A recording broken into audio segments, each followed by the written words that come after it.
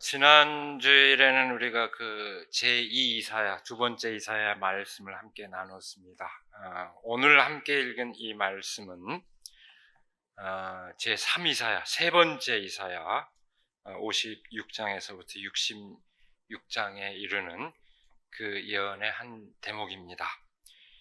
첫 번째 이사야가 주전 8세기, 그러니까 왕국이 존속하고 있었던, 두 왕국이 존속하고 있었던 그 시대에 활동을 했고, 두 번째 이사야는 그로부터 2세기 후 주전 6세기, 다시 말해서 왕국이 멸망하고 유대 백성이 바빌론의 포로로 잡혀가 있던 그 시절에 예언을 했다면, 오늘 우리가 읽은 이 말씀이 포함된 세 번째 이사야는 또 그로부터 한 세기 후에, 다시 말하면 페르시아 제국의 등장과 함께 바빌론의 포로로 붙잡혀가 있던 사람들이, 유대인들이 해방된 시점에 예언 활동을 펼쳤습니다.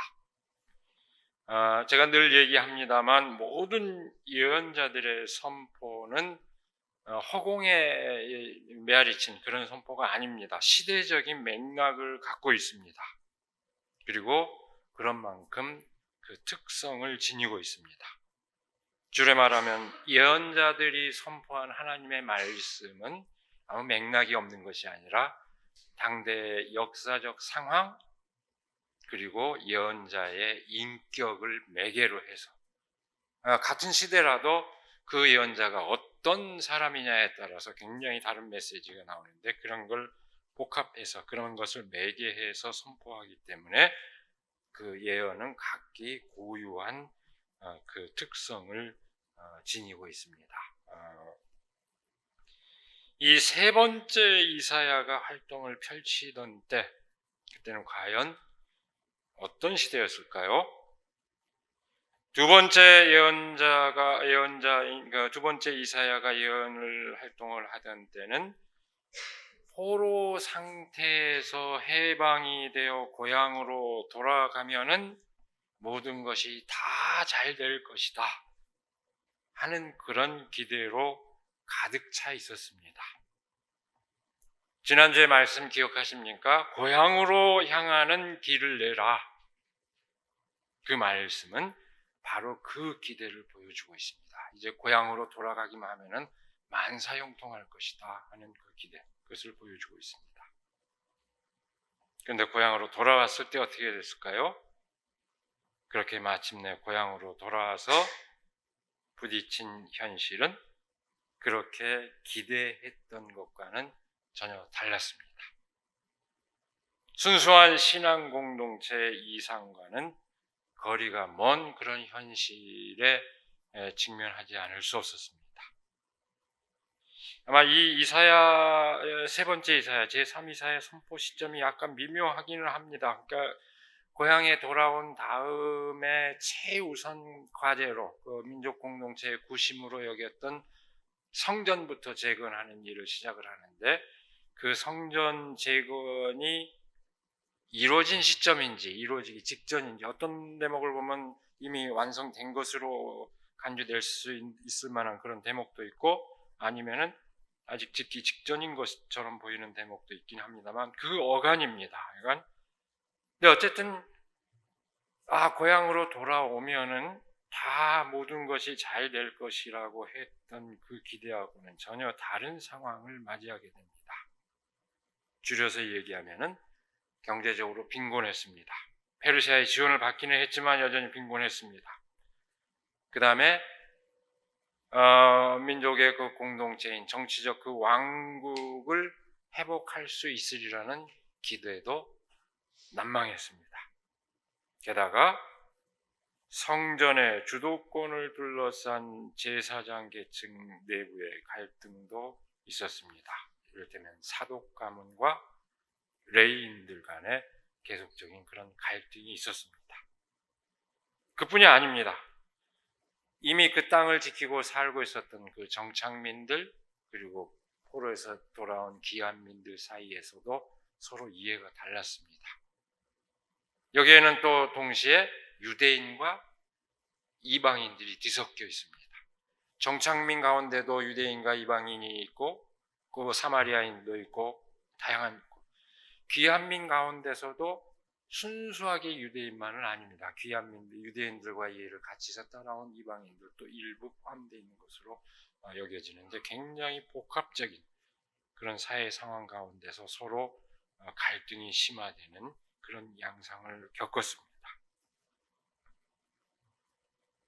여러분, 우리가 역사적으로 경험한 현상을 상상해 보면 금방 이해가 됩니다.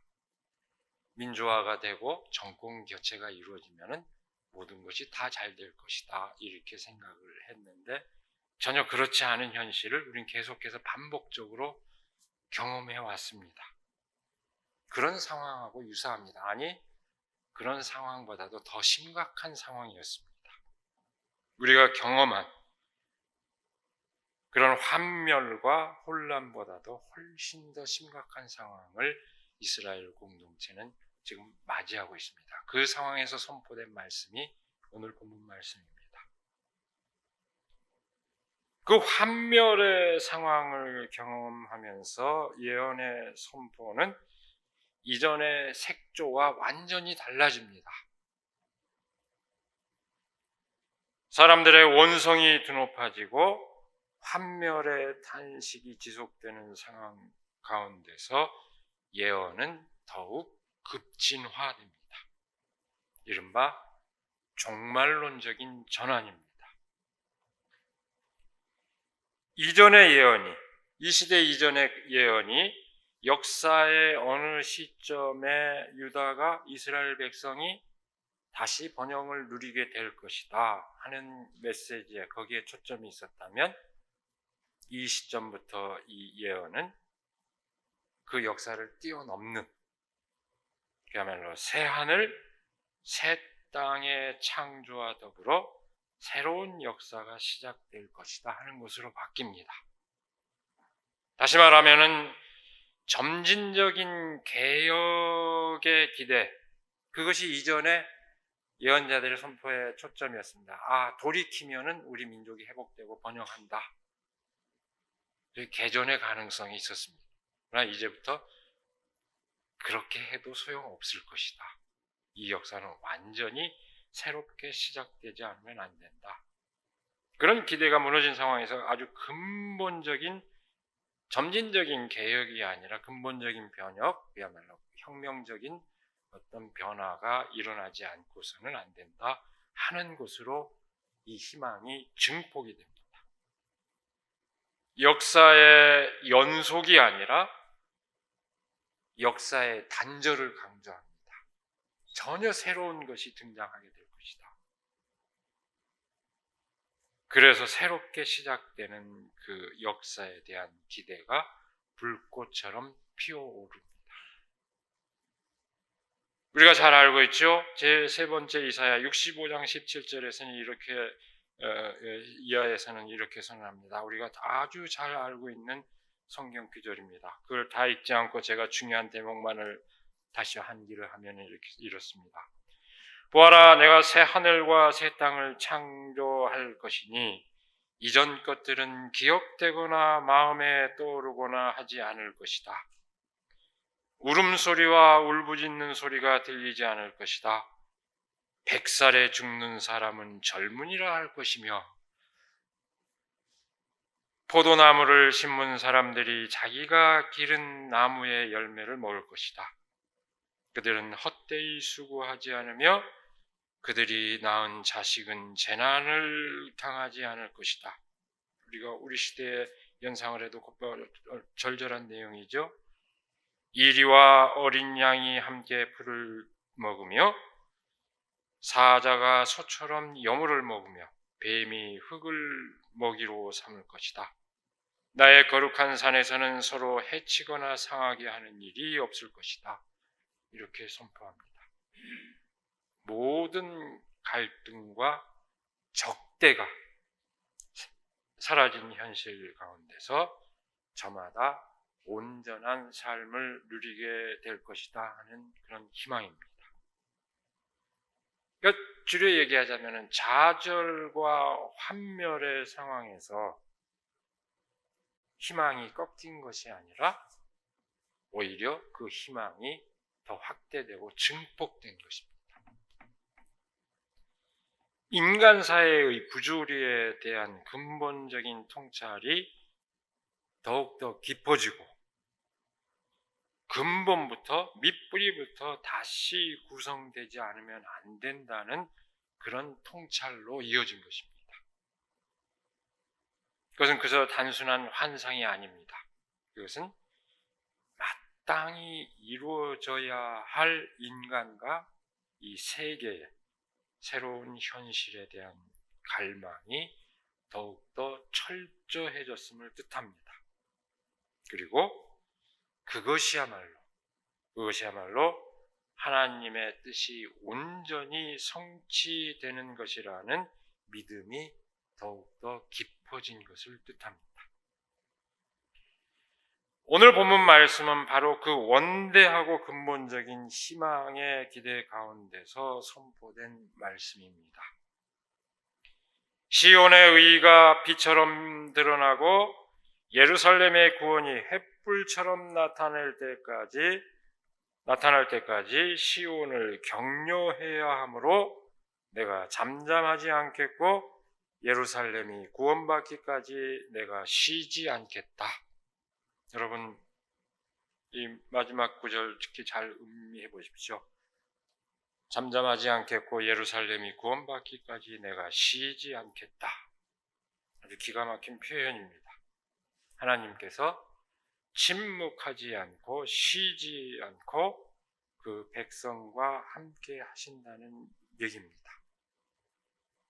저는 이 구절을 대하면서 예전에 말씀 중에도 나눴습니다만 민중의 아버지 그 노래를 곧바로 연상하지 않을 수 없었습니다. 응답하시지 않고 아무런 손길을 내밀지 않은 것 같지만 여전히 우리는 하나님을 믿는다고 고백하는 그 노래에 와 똑같은 그런 어떤 정조를 지니고 있고 그렇게 그 믿음을 기대하는 그런 내용을 함축하고 있습니다. 다시 한번 확인하지만은 이 세 번째 이사야의 그 예언은 환멸의 상황에 대한 깊은 탄식을 그 밑바탕으로 하고 있습니다. 탄식으로 그치지 않습니다만 기본적으로 이 예언은 그 탄식을 밑바탕으로 합니다. 그 탄식 가운데서 새로운 희망을 깨닫고 그 희망을 고무하는 것으로 예언이 이루어져 있습니다. 여러분, 우리가 다 읽지 않았습니다만 본문에 앞선 그 60장은 기본적으로 이 세 번째 제3 이사야는 세 가지의 그 탄식을 바탕으로 하는데요. 이사야서 60장은 하나님의 백성을 괴롭힌 이스라엘 민족을 괴롭힌 적들에 대한 탄식을 바탕으로 하고 있습니다. 그에 대한 원망을 바탕으로 합니다. 우월한 힘으로 억압하고 지배한 세력들에 대한 탄식입니다. 그렇게 적들에 둘러싸인 가운데서도 오히려 장차 더욱더 빛나게 될 하나님의 백성을 그 희망을 그리고 있는 것이 60장의 내용입니다. 두 번째로 이어지는 61장은 바로 자기 자신들을 향한 탄식이 그 밑바탕입니다. 어쩌다가 이 고통과 수모를 겪게 되었을까? 이것을 성찰하면서 진정한 제사장의 백성으로서 거듭날 민족의 미래를 그리고 있는 것이 61장의 내용입니다. 여러분, 우리에게 익숙한 기절이 거기에 등장합니다. 주님께서 기름을 부으시니 주 하나님의 영이 나에게 임하셨다. 주님께서 나를 보내셔서 가난한 사람들에게 기쁜 소식을 전하고 상한 마음을 싸매어 주고 포로에게 자유를 선포하고 갇힌 사람에게 석방을 선언하고 주님의 은혜의 해와 우리 하나님의 보복의 날을 선언하고 모든 슬퍼하는 사람들을 이루하게 하셨다. 뭐가 연상이 됩니까? 예수님께서 공생애를 시작하면서 다시 환기했던 바로 그 말씀이 여기에 등장합니다. 그리고 세 번째로 오늘 본문 말씀이 포함된 62장은 하나님을 향한 탄식이 그 밑바탕입니다. 첫 번째 적들에 대한 탄식, 자신들에 대한 탄식, 오늘 본문 말씀은 하나님에 대한 탄식이 그 밑바탕입니다. 하나님, 도대체 어찌하여 침묵하고 계시고 어찌하여 손을 놓고 계십니까? 도대체 어디 계십니까? 하는 항변하는 그 마음이 그 밑바탕입니다. 오늘 본문 말씀은 그것이 밑바탕이지만 바로 그 탄식에 대해서 응답하고 있는 그런 내용으로 되어 있습니다. 내가 잠잠하지 않겠고 예루살렘이 구원받기까지 내가 쉬지 않겠다. 탄식하는 백성과 함께 하시겠다는 그 선포입니다. 근데 여러분, 이 말씀은 그대로 6절의 말씀하고 그대로 상응합니다. 그대로 맞대응합니다. 6절에 어떻게 되어 있습니까? 예루살렘아, 내가 너의 성벽 위에 파수꾼들을 세웠다. 그들은 밤이나 낮이나 늘 잠잠하지 않을 것이다. 주님께서 하신 약속을 늘 주님께 상기시켜 드려야 할 너희는 가만히 있어서는 안 된다. 늘 상기시켜 드려야 한다. 아주 흥미로운 표현입니다. 늘 하나님을 환기시켜 드려라. 하나님께 환기시켜 드려라. 늘 하나님께 요청해라. 그런 얘기입니다. 그러니까 결국 무슨 얘기입니까? 그 희망의 성취를, 그 희망의 약속이 이루어지기를 기대하는 백성들의 의지와 삶, 그것이 있을 때 하나님의 그 응답을 보게 될 것이다. 그런 얘기입니다. 거기에 하나님이 함께 하신다는 얘기입니다. 끊임없이 분투하는, 그러니까 하나님과 그 백성의 상호적인 그런 관계를 나타내는 말씀이요, 하나님과 백성의 동반자 관계를 나타냅니다. 그래서 그냥 기도하고 하나님 해주십시오 하면 되는 것이 아니고 끊임없이 하나님을 환기하고 그 삶을 살겠다고 하는 의지를 보여주는 것이 백성의 역할입니다. 그래서 오늘 본문 말씀은 그처럼 결코 침묵하지 않고, 그 관계 속에서 침묵하지 않고 쉬지 않는 하나님께서 마침내 이루실 구원을 아름답게 그리고 있습니다. 하나님의 백성 가운데 이루어지는 의를 이방 나라들이 볼 것이며 그 이방 나라의 왕들이 하나님의 백성의 영광을 보게 될 것이라고 합니다. 그때 사람들은 새로운 이름으로 그 백성을 부르게 될 것이며 아름다운 면류관이 될 것이라고 선포하고 있습니다. 다시는 버림받은 자 또는 버림받은 아내로 일컬어지지 아니하고 하나님께서 좋아하시는 여인 또는 결혼한 여인으로 불리게 될 것이라고 합니다. 하나님과 그 백성은 마치 신랑과 신부로서 결혼을 한 것과 같다고 합니다. 여러분, 우리는 지금도 여전히 그렇습니다만 흔히 하나님을 아버지로 표상하는 것에 익숙하지만 이 세 번째 이사야는 그 표상, 하나님을 아버지로 표상하는 그런 표현뿐만 아니라 하나님을 결혼 상대자, 다시 말해서 신랑으로서 그 하나님에 관한 표상을 아주 자주 사용합니다. 그만큼 하나님과 백성이 격이 없는 사이, 서로가 서로를 필요로 하는 친밀한 사이가 된다는 것을 뜻합니다.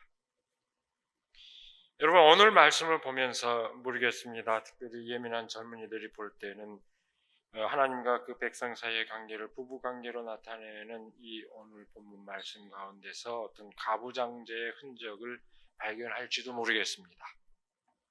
그리고 또 한편으로는 이른바 정상성의 어떤 범위 안에 있는 사랑과 결혼 관계만을 연상할지도 모릅니다. 결국 특별히 선택받은 백성과 하나님의 특별한 관계를 강조하는 것으로 여겨질지도 모릅니다.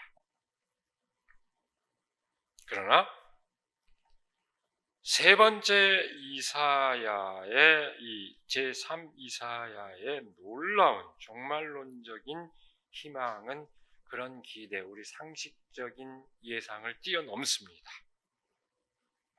그 종말론적인 희망은 이미 우리가 모든 적대가 사라진 그 현실을 노래하는 대목을 봤습니다만 곳곳에 그 종말론적인 희망은 신체와 민족, 사람의 그 신체나 민족을 다 뛰어넘습니다.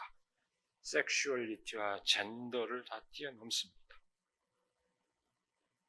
그 경계를 뛰어넘어서 모든 사람이 하나님의 뜻 가운데서 하나가 되는 세계에 대한 희망을 선포하고 있습니다. 이를테면 58장을 볼 것 같으면 야곱의 후손이라고 하더라도, 그러니까 정통 이스라엘인 유대인이라고 하더라도 하나님의 의를 실천하지 않으면 아무 소용이 없고, 반면에 이방인이라고 하더라도, 또는 아주 흥미로운 표현이 등장합니다만 설령 고자라고 하더라도 하나님의 언약을 철저히 따르면 그 이름이 영원히 기억되고 영광을 누린다고 56장에서는 선포하고 있습니다. 이 얘기는 여러분 바로 앞에 두 번째 이사야서의 말미에 해당하는 54장에 보면은 그 이상한 구절이 또 나옵니다. 아이를 낳지 못한 여인이 복되다고 선언하는 내용이 나옵니다. 아이를 낳지 못하는 여인이 오히려 더 많은 자녀를 보게 될 것이다 하는 이상한 그런 선포가 나오는데, 그런 선포와 그대로 상통합니다. 56장의 내용을 한 대목을 함께 볼까요? 이방 사람이라도 주님께로 온 사람은 주님께서 나를 당신의 백성과 차별하신다 하고 말하지 못하게 하여라. 고자라도 나는 마른 장작에 지나지 않는다 하고 말하지 못하게 하여라. 이러한 사람들에게 주님께서 이렇게 말씀하신다.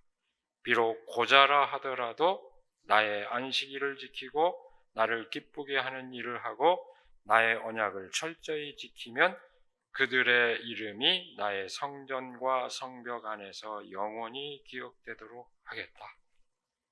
이렇게 얘기하고 있습니다.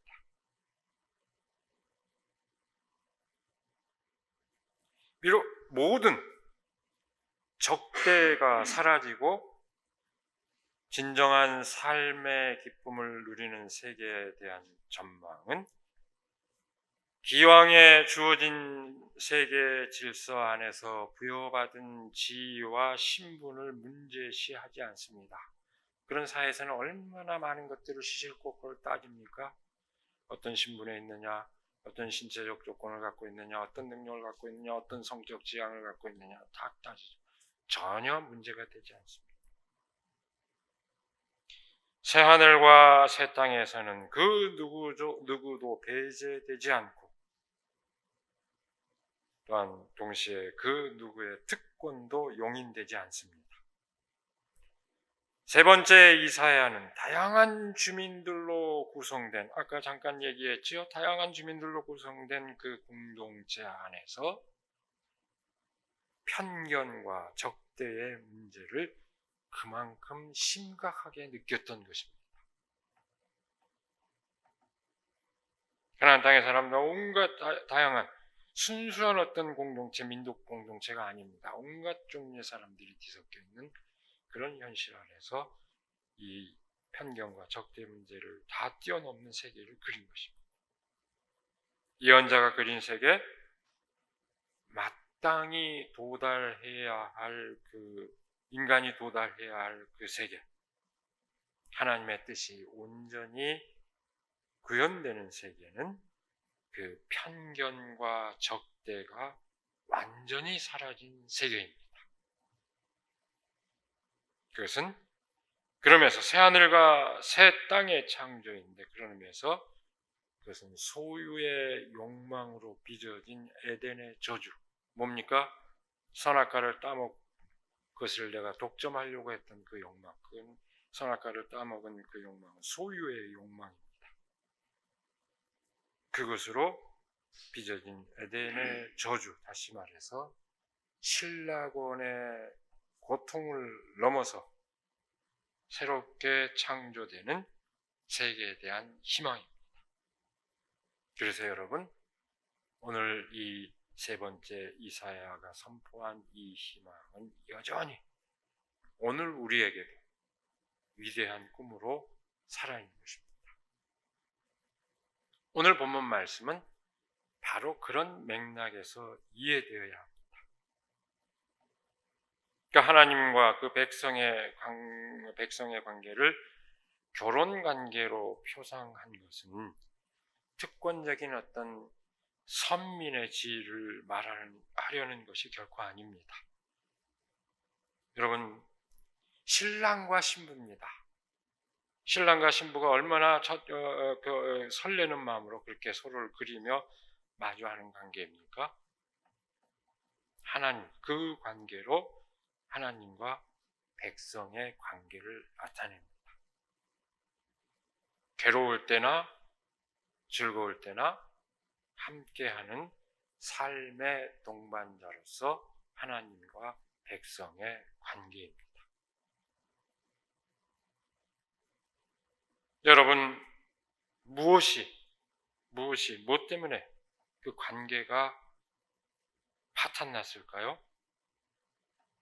사람과 사람이 서로를 적대시하며 갈등을 겪어야 하고, 결국 만유의 주이신 하나님과의 관계마저 단절시킨 그 상황을 빚어낸 근본 원인이 도대체 뭘까요? 아까 얘기한 것처럼 성경의 첫머리 창세기가 통찰하고 있듯이 그것은 소유의 욕망입니다. 소유의 욕망입니다. 선악과를 따먹은 것은 공적인 가치 기준으로서 지켜져야 할 것이 특정한 사람에 의해서 사유화되고 독점화된 그 현실을 뜻합니다. 거기서부터 고통이 시작됩니다. 그 소유의 독점에 기초해서 그것으로 온전히 자신의 삶을 보장받을 수 있다고 생각하는 오만과 착각이 문제입니다. 자신만의 소유, 자신만의 능력으로 자기 삶을 보장받을 수 있을 뿐 아니라 그것으로 남의 삶을 지배할 수 있다고 생각하는 오만입니다. 성경은 그것을 가장 큰 죄로 보고 있습니다. 불행하게도 오늘날 자본주의 사회는 그 소유의 배타성을 바탕으로 하고 있습니다. 그리고 그것에 기초한 욕망을 무한히 확장시키는 삶의 체제요 방식입니다. 여러분, 돈이 하나님의 자리를 대신해버린 것은 우연이 아닙니다. 사람이 무슨 종이딱지인 돈을 좋아할 리가 없습니다. 쇳덩어리라고 하더라도 그걸 돈을 좋아할 리가 없습니다. 인간의 본성이 그따위를 좋아할 리가 없습니다. 근데 왜 좋아하게 됐을까요? 이 체제가 그걸 강요하기 때문입니다. 바로 그 체제가 우리의 삶의 방식과 의식을 강요합니다. 여기서 우리는 정반대 상황을 생각해 볼 수도 있습니다. 그딴 것이 필요 없는 세계, 우리의 삶의 방식이 새롭게 짜여진다면 전혀 다른 인간의 행동할 가능성이 얼마든지 있습니다.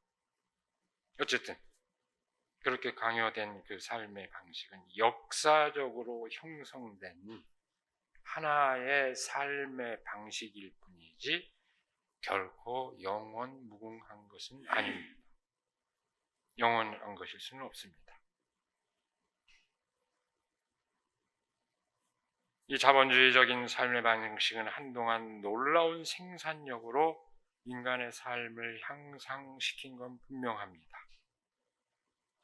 그러나 오늘날 그 삶의 방식은 사람들 사이에서 정의를 파탄내고 피조 세계 안에서 위기를 가중시키고 있습니다.